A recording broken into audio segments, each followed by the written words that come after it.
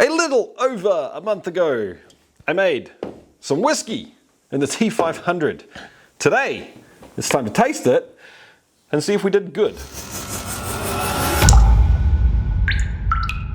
How's it going, chasers? I hope you're having a kick-ass week. I'm Jesse, and this is Still It, the channel all about chasing the craft of home distillation and making it a legitimate hobby. All right, guys, so a little over a month ago, I made what we're calling next step whiskey in the T500, simply because we haven't really come up with a better name for it yet. I haven't landed on anything specific. If you don't know what I'm talking about, basically we took the T500 system with almost no extra equipment and made a whiskey that was partially all grain but also partially sugar. So if you want to give it a go, you get the advantage of dipping your toes in the all grain experience without having to completely commit to it.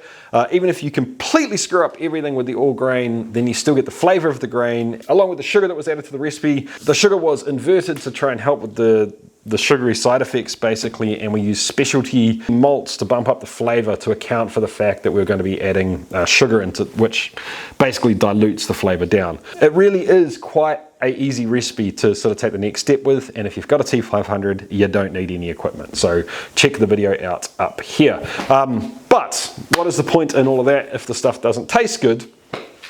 It's been a month. I wanted to let this age for a month. Let's taste the damn stuff. So, the reason I have two jars in front of me is that I split it up and aged it slightly different. This version here, all of the stuff's in the video, but just to remind you guys, this stuff here was aged with recycled Kentucky bourbon barrel staves that were recharred. So this is, by the time you go and do that, it's effectively new American oak. This, on the other hand, was exactly the same staves as these, but I used these exact same staves to force age a sample to see what might happen in a month's time. And because of that, these staves are acting more like second use oak. So this is kind of an American bourbon oak profile. This is more like a Scotch profile. That was the idea. Whether or not it has worked out that way, let's find out. So first of all, let's have a look at the color, and I'll get some B-roll of this, but this is quite a dark red brown, whereas this is a lighter golden brown. So straight away, we're getting the sort of thing that I would expect out of this oak. You know, you very seldomly get very dark red Scotch, unless it's really, really old. And a lot of the bourbon has more of that red hue to it. So anyway, let's get these out of the way. That, to me, is a good sign that we're getting kind of what we would expect from these. But let me have a sniff. Oh, yeah. Wood profile, it has that kind of dusty oak, kind of like workshop, you know, like wood shavings, but not as raw and sappy as that. It's more, almost more like antique furniture. Not really, no cherry at all. There's a small amount of vanilla, but no spice on the nose yet, which is interesting and a good sign, I believe. Okay, so this is much more delicate. Doesn't have the wood shavings, workshop, antique furniture thing going on at all. There's none of that.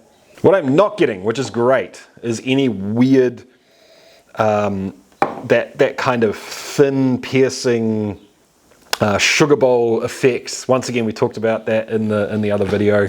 That bearded and board gave me that descriptor.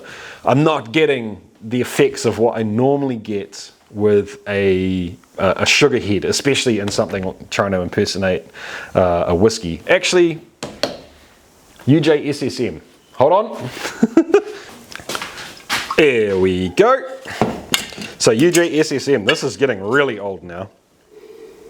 Yeah, and even though this is so much older, so much older, I don't even know. I'm sure someone out there in internet land will be able to tell me exactly how old this is, because I'm in the middle of recording and I'm not going to check right now. But this is way, way older, and it smells shinier. I just don't know how else to describe it. It's shiny, as in kind of moonshiny and like really young whiskey. It's not bad, there's just a hint of it in there, and it still has that sugar bowl thing going on as well. So I don't know, man. I feel like maybe it's a combination of mixing it with an actual all grain mash, mixing it with specialty grains and inverting the sugar, all of those things put together, and probably just the fact too that I'm a much better distiller now than I was back then, or at least I would like to think I am. Anyway, cheers guys, let's have a nudge, shall we? Okay, so on the tongue, this is a little more jaggy than I was expecting. It has a little bit more barrel pepper and spice than I was expecting, but not in a horrible way. I still quite enjoy it because I like those kind of flavors. I know a lot of people don't, so there is that to consider. If I wanted to try and back that off a little bit, what I would probably do is pull 3/4 of this wood out and let it sit for like another 2 months. And quite often that will just allow sort of some of those bigger, crazier tannins that are rocking around in there to break down and turn into something a little bit more sweet. But what it does have is that same really cool antique wood shavings flavor coming through the whole way through, which then sort of morphs into this awesome caramel through to almost chocolate, and there's something at the end there that is very familiar to me, and I can't quite put my finger on it, which is frustrating to me. Oh, it's the Munich malt. Yeah, 100% the Munich malt coming through. Oh wow, I like that. Yeah, grainy, biscuity, kind of, it reminds me of old school baking. And when I say old school baking, I mean cookies that aren't American cookies. So no, not the soft, buttery, like squishy, more oil and chocolate than cookie dough cookies. You know, nothing like that, nothing like a Subway cookie. Not quite shortbready, maybe somewhere between like shortbread and Anzac biscuits is kind of where it's coming from. But man, that works really well actually with the spice. I'm on board with that. I am getting a touch of the sugar shine thing in the middle of the palate here. So it's got an interesting taste at the beginning. It's got that cool Munich, and I have to imagine too those chocolate and caramel flavors. More like treacle actually, so less caramel. Yeah, there's no caramel. There's a bit of dark chocolate and treacle kind of going on. So the dark chocolate, the treacle, and that Munich-y, biscuity, old school baking cookie flavor. I have to imagine that those are the specialty grains doing their work. I mean, I can't imagine what else it would be. And I really, really enjoy that with that wood profile. But it makes me wonder just a little bit if it's going to be too much for this. Only one way to find out. Let's have a nudge. Actually, before I do, guys, I need to say a huge, huge thank you to the Patreons. Thank you so much, Patreons. I get to do this stuff because of you. I get to mess around and I get to make my own booze, taste my own booze, put it on video, and call that my job.